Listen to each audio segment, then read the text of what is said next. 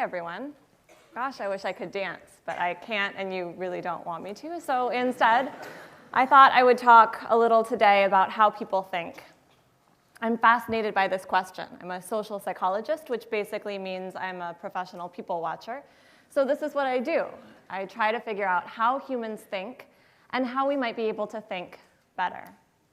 And here's something I noticed a few years ago about how I seem to think. Here's a typical week in my life, which usually seems to revolve entirely around publishing papers.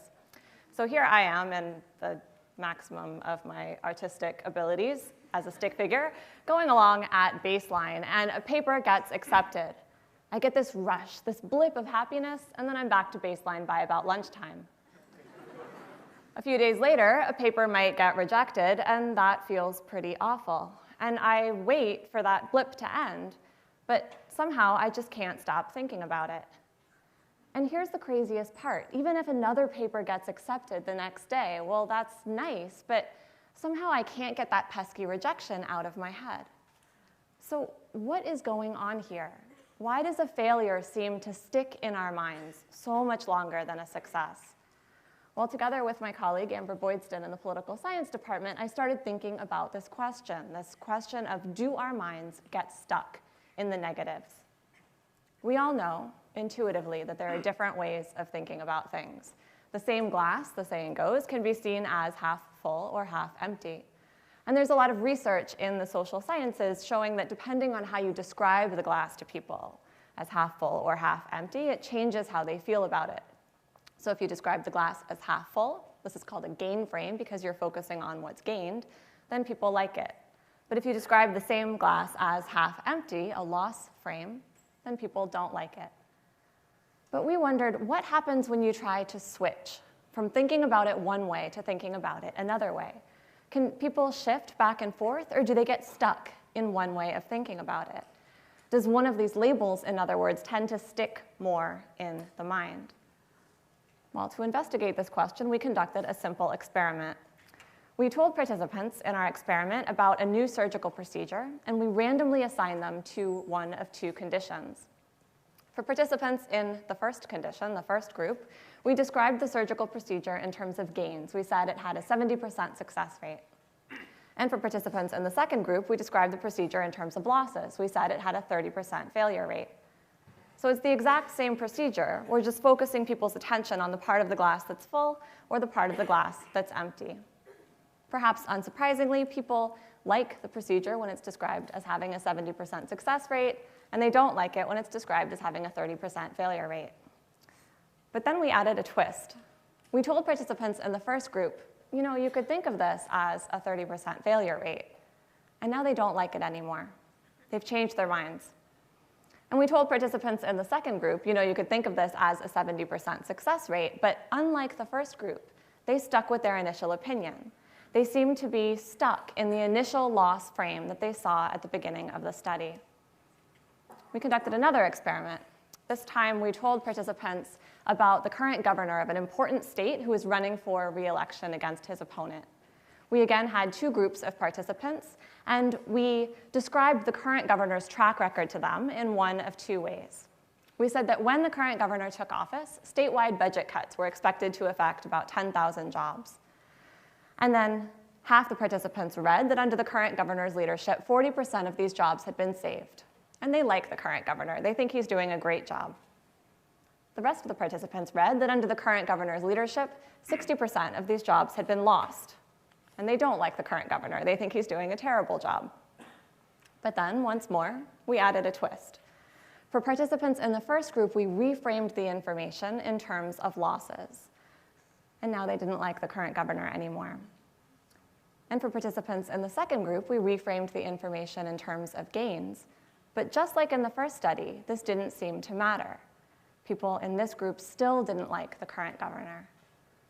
So notice what this means. Once the loss frame gets in there, it sticks.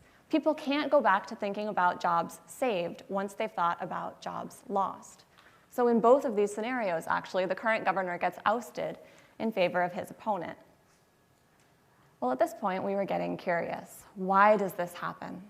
Could it be that it's actually mentally harder for people to convert from losses to gains than it is for them to go from gains to losses.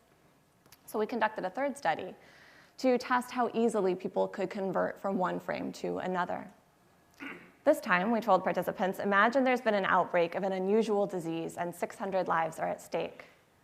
And we asked participants in one group, if 100 lives are saved, how many will be lost? And we asked participants in the other group, if 100 lives are lost, how many will be saved? So everyone just has to calculate 600 minus 100 and come up with the answer of 500.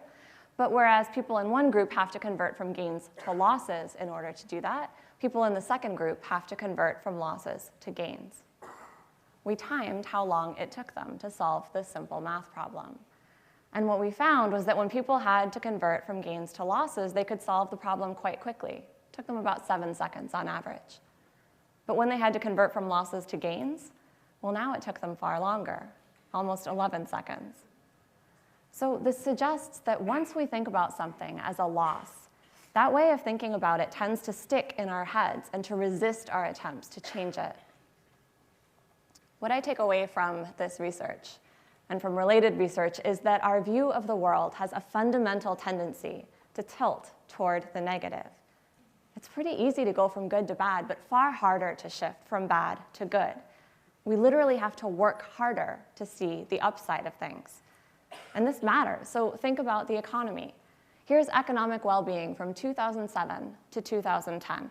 And you can see it tanked, just like we all remember, and then by late 2010, it had recovered by most objective measures. But here's consumer confidence over the same time period. You can see it tanks right along with the economy, but then it seems to get stuck. Instead of rebounding with the economy itself, consumers seem to be psychologically stuck back there in the recession. So oddly then, it may take more effort to change our minds about how the economy is doing than to change the economy itself. On a more personal level, what this research means to me is that you have to work to see the upside. Literally, this takes work. This takes effort. And you can practice this. You can train your mind to do this better. There is research out of UC-Davis showing that just writing for a few minutes each day about things that you're grateful for can dramatically boost your happiness and well-being and even your health. We can also rehearse good news and share it with others. We tend to think, right, that misery loves company, that venting will help get rid of our negative emotions, that we'll feel better if we just talk about how terrible our day was. And so we talk, and we talk, and we talk about the boss who's driving us crazy, and the friend who never called us back, and the meeting at work where every little thing that could go wrong did. But we forget to talk about the good stuff. And yet that's exactly where our minds need the most practice. So my husband, who has this disconcerting habit of listening to what I say other people should do and then pointing out that, technically speaking, I'm a person too, has taken to listening to me for about 2 minutes on days when I come home all grumpy and complaining about everything. And he listens, and he says, okay, but what happened today that was good? And so I tell him about the student who came up to me after class with this really interesting, insightful question. And I tell him about the friend who emailed me out of the blue this morning just to say hello. And somewhere in the telling, I start to smile. And I start to think that maybe my day was pretty decent after all. I think we can also work in our communities to focus on the upside. We can be more aware that bad tends to stick. One mean comment can stick with somebody all day, all week even. And bad tends to propagate itself, right? Somebody snaps at you and you snap back, and you snap at the next guy too. But what if the next time somebody snapped at you, you forgave them? What if the next time you had a really grumpy waitress, you left her an extra large tip? Our minds may be built to look for negative information and to hold on to it.